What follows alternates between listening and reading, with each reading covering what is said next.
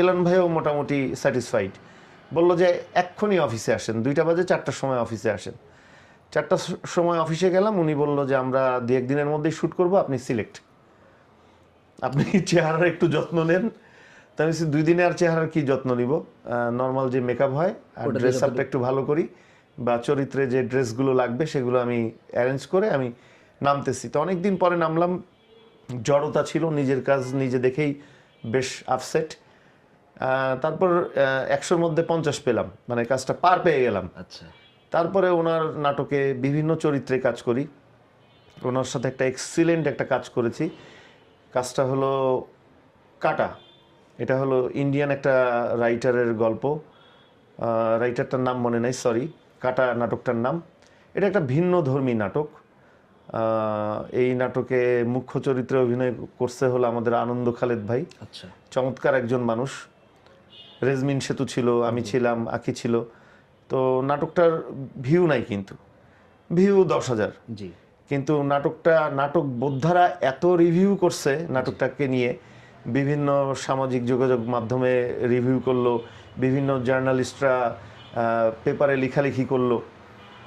আমাদের পরিচিত কোনো জার্নালিস্ট না, সবই অচেনা, জি, বা পরিচিতরাও ছিল, তারা তাদের মতো করে দেখে, ব্যক্তিগতভাবে দেখে লেখালেখি করলো। তো তখন মনে হলো যে না, আমি একজন অভিনেতা। এবং আমার সাথে মাসুম বাশার ভাইয়ের সিন ছিল। তো উনি রানিং অভিনেতা, এত ভালো একজন অভিনেতা, ওনার সাথে আমি কাজ করে ঠিকভাবে ডায়লগ দিতে পারছি। একবার ফামলিং হয়েছিল, তারপর সুন্দরভাবে আমি ডায়লগ দিয়ে আসছি, আর সবার সাথেই ন্যাচারাল অভিনয়। তো ওইটার পরে আমার নিজের মধ্যে একটা সাহস হলো, এবং প্রোডাকশনের কোয়ালিটিও ছিল জোস, ক্যামেরা এডিট বা ডিরেকশন জোস ছিল ইয়ামিন ইলান ভাইয়ের। ওর পর থেকে মনে হলো যে না, আমি অভিনেতা হয়ে গিয়েছি, আমি ছোট ক্যারেক্টার হোক বড় ক্যারেক্টার হোক আমি করব। উতরে আসতে পারবো। এখন আমি আসলে প্রশ্ন ছাড়াই আমার একটা দুঃখের কথাতে ঢুকি, জি, যেটাই আসলে অরিজিনাল না বলা গল্প হবে। থাকে না, মানুষের, প্রত্যেকটা মানুষের পাড়ার একটা ফ্রেন্ড সার্কেল থাকে, বাইরের একটা থাকে, আত্মীয় স্বজন তো থাকেই। তো আমি আবার মিডিয়াতে নামছি ব্যবসায় লস করার পর।